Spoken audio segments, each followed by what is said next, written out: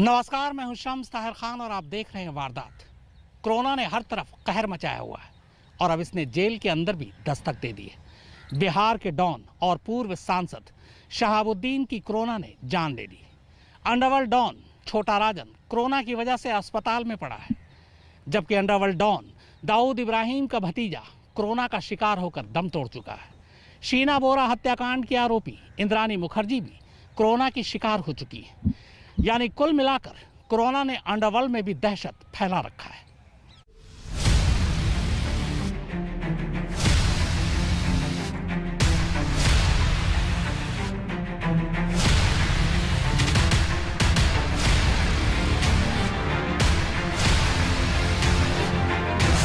Underworld पर छाया corona का खतरा। खौफ में है अंडरवर्ल्ड के बड़े बड़े गैंगस्टर। कोरोना की भेंट चढ़ गया पूर्व सांसद और डॉन शहाबुद्दीन। दाऊद इब्राहिम के भतीजे की कोरोना से मौत। कोरोना की जद में आया अंडरवर्ल्ड डॉन छोटा राजन।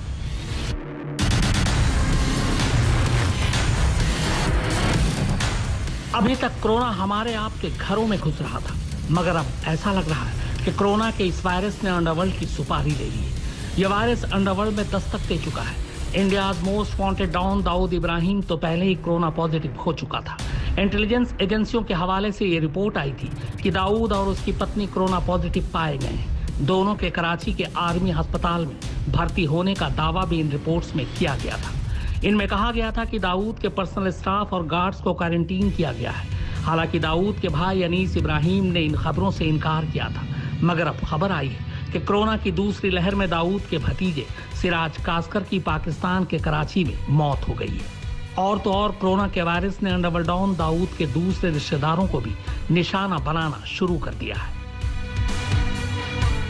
मुंबई की जेलों में दाऊद के दूसरे साथी और गैंगस्टर लगातार कोरोना का शिकार हो रहे हैं। और तो और कभी दाऊद के दाएं हाथ रहे और अब उसका सबसे बड़ा दुश्मन छोटा राजन भी कोरोना की जद में आ चुका है। तिहाड़ जेल में बंद अंडरवर्ल्ड डॉन छोटा राजन को कोरोना होने और उसकी पॉजिटिव रिपोर्ट आने के बाद उसे आनन फानन में दिल्ली के एम्स में भर्ती कराया गया है, जहां उसका इलाज चल रहा है।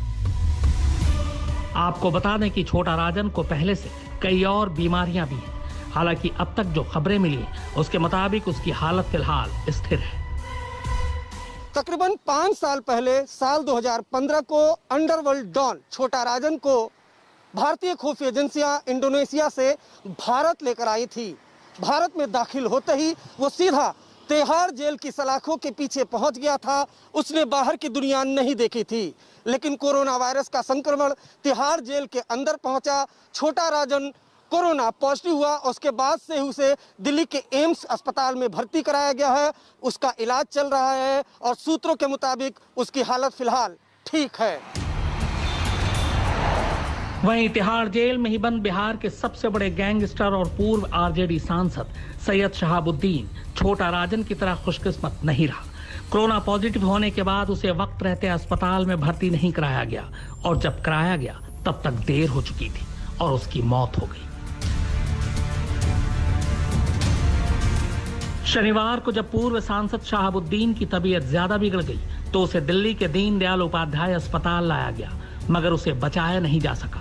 कोरोना संक्रमण से उसकी मौत हो गई। ये तब हुआ जब दिल्ली हाईकोर्ट ने 3 दिन पहले ही दिल्ली सरकार और जेल प्रशासन को निर्देश दिया था कि शहाबुद्दीन का ठीक से इलाज कराया जाए।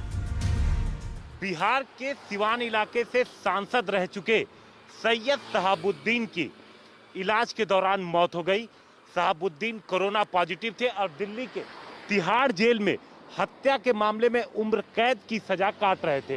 बताया जा रहा है कि 20 अप्रैल के आसपास जब टेस्ट हुआ था, पहले संक्रमण के कुछ लक्षण पाए गए थे, उसके बाद टेस्ट हुआ, फिर सैयद शहाबुद्दीन का जब टेस्ट हुआ तो पॉजिटिव निकला और उसके बाद जो पास में हॉस्पिटल है दीनदयाल उपाध्याय हॉस्पिटल, वहां पर सैयद शहाबुद्दीन को भर्ती करा दिया गया। शुरुआत में हालत स्थिर थी, लेकिन बताया जा रहा है कि उनकी हालत 30 अप्रैल के आसपास गंभीर हो गई और इस दौरान शनिवार को 1 मई को खबर आई कि सैयद शहाबुद्दीन की मौत हो गई है। शहाबुद्दीन की मौत को लेकर आरजेडी और एचएएम ने सवाल उठाए हैं। उन्होंने शहाबुद्दीन की मौत की न्यायिक जांच कराने की भी मांग की है। हम पार्टी ने इस बारे में बाकायदा प्रधानमंत्री और गृह मंत्री को खत भी लिखा है। हम नेता जतिन मांझी ने तो बाकायदा ये मांग की है कि शहाबुद्दीन का अंतिम संस्कार राजकीय सम्मान के साथ किया जाए। सिवान के पूर्व सांसद शहाबुद्दीन के मौत की न्यायिक जांच होनी चाहिए। साथ ही हमारे दल ने मुख्यमंत्री नीतीश कुमार जी और देश के प्रधानमंत्री नरेंद्र मोदी जी से भी आग्रह किया है कि चूंकि वो सिवान के सांसद रहे हैं, इसलिए उनका अंतिम संस्कार राजकीय तरीके से होना चाहिए।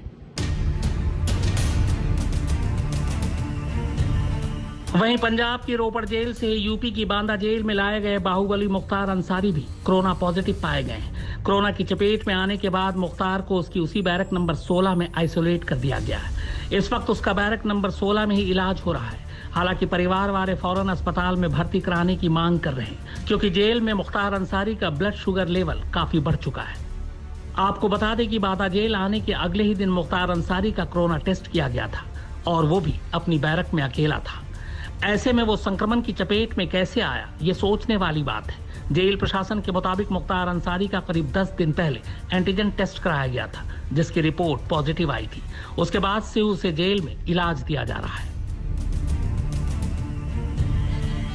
सीतापुर जेल में बंद सपा सांसद आजम खान और उनका बेटा भी कोरोना की जद में आ चुके हैं। जेल में कोरोना संक्रमित होने वालों में शीना बोरा हत्याकांड की आरोपी इंद्राणी मुखर्जी भी शामिल है, जबकि इससे पहले तिहाड़ में बंद जेएनयू के पूर्व छात्र उमर खालिद भी कोरोना संक्रमित हो चुका है, जिसका फिलहाल तिहाड़ में ही इलाज चल रहा है। जेल में बंद नामी हस्तियों में बाबा राम रहीम और आसाराम बापू भी शामिल है, जो कोरोना पॉजिटिव तो नहीं है मगर कोरोना के खौफ में जी रहे हैं। ऐसी खबर आई है कि जेल में बंद आसाराम बापू तो कोरोना से इतना डरा हुआ है कि वो खुद को पैरोल पर छोड़े जाने की मांग को लेकर भूख हड़ताल पर बैठ गया था।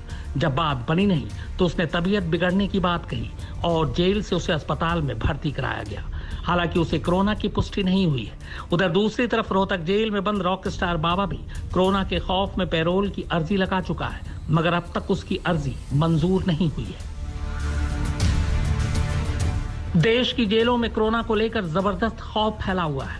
होना भी चाहिए, क्योंकि कोरोना का इस वायरस का इलाज या उससे बचने के उपाय नहीं किए गए तो ये जेलों में आपस में सट कर रहने वाले कैदियों की लाशों का अंबार लगा सकता है।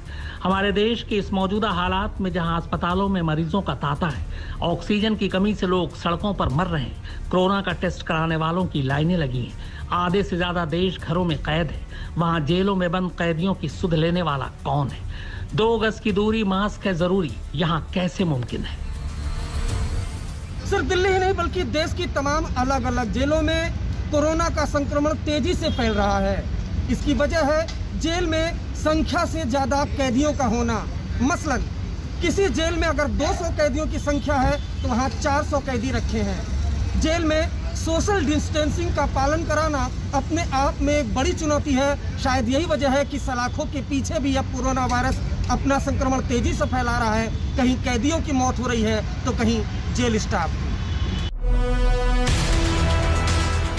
सब अपना अपना देख रहे हैं।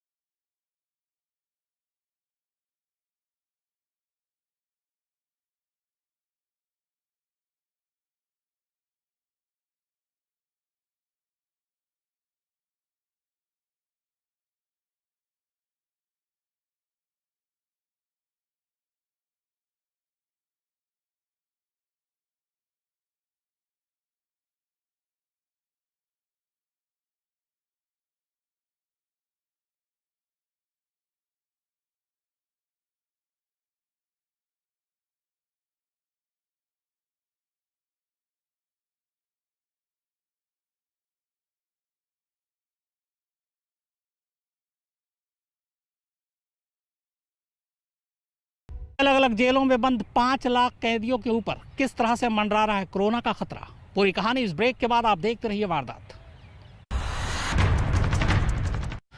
इस वक्त हिंदुस्तान के अलग अलग जेलों में 5 लाख से ज्यादा कैदी बंद हैं और जेल के अंदर 2 गज की दूरी बेहद मजबूरी है।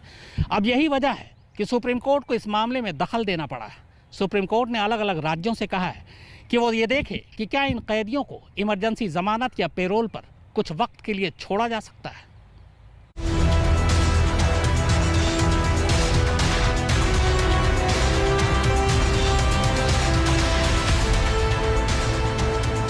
साथ ही सुप्रीम कोर्ट ने कोरोना महामारी के मद्देनजर देश भर की जेलों में बंद कैदियों की चिकित्सा सहायता के लिए स्वतः संज्ञान लेकर सुनवाई की और कहा कि क्या हम इस हालात को देखते हुए जेलों में बंद कैदियों की भीड़ कम करने और जेलों की क्षमता बढ़ाने की कोशिश कर सकते हैं। कोर्ट ने जेलों में कैदियों की तादाद को कम करने के लिए राज्यों से उन कैदियों को पेरोल या अंतरिम जमानत पर रिहा करने के लिए भी विचार करने को कहा है जो अधिकतम 7 साल की सजा काट चुके हैं। अब राज्य सरकारों को यह तय करना है कि किस श्रेणी के अपराधियों को मुकदमों के तहत पेरोल या अंतरिम जमानत दी जा सकती है। जेलों में बंद 5 लाख कैदियों में करीब 70% कैदी अंडर ट्रायल है, यानी कि विचाराधीन। इस हिसाब से करीब 5 लाख में 3.5 लाख कैदी ऐसे हैं जिनके मुकदमे का अभी कोई फैसला नहीं हुआ, यानी इनका जुर्म सिद्ध नहीं हुआ है। अब सवाल यह है कि इन विचाराधीन कैदियों में जिन्होंने संगीन जुर्म न किया हो, जिसकी सजा 7 साल से कम है, क्या उन्हें इमरजेंसी पेरोल या जमानत पर रिहा किया जा सकता है? बिल्कुल किया जा सकता है, लेकिन तिहाड़ जेल की यह परेशानी भी अपनी जगह सही है। पिछले साल उन्होंने करीब 6700 ऐसे कैदियों को इमरजेंसी पेरोल पर रिहा किया। 10 अप्रैल तक इन सबको वापस आना था, लेकिन आज 3 मई हो गया है, आधे से ज्यादा गायब हो चुके हैं। आपको बता दें कि भारत की जेलों में बंद कुल कैदियों में से 2/3 बिना दोष सिद्ध हुए ही कैद में है, यानी वो अंडर ट्रायल या विचाराधीन कैदी है। विचाराधीन कैदी वो होते हैं जिन्हें कैद में रखा गया है मगर उनका अपराध अभी सिद्ध नहीं हुआ है। औसतन निकालें तो यह तादाद 69% है। बहुत मुमकिन है कि कोरोना को देखते हुए इनमें से बहुत से कैदियों को पेरोल देकर जेलों से बाहर किया जा सकता है।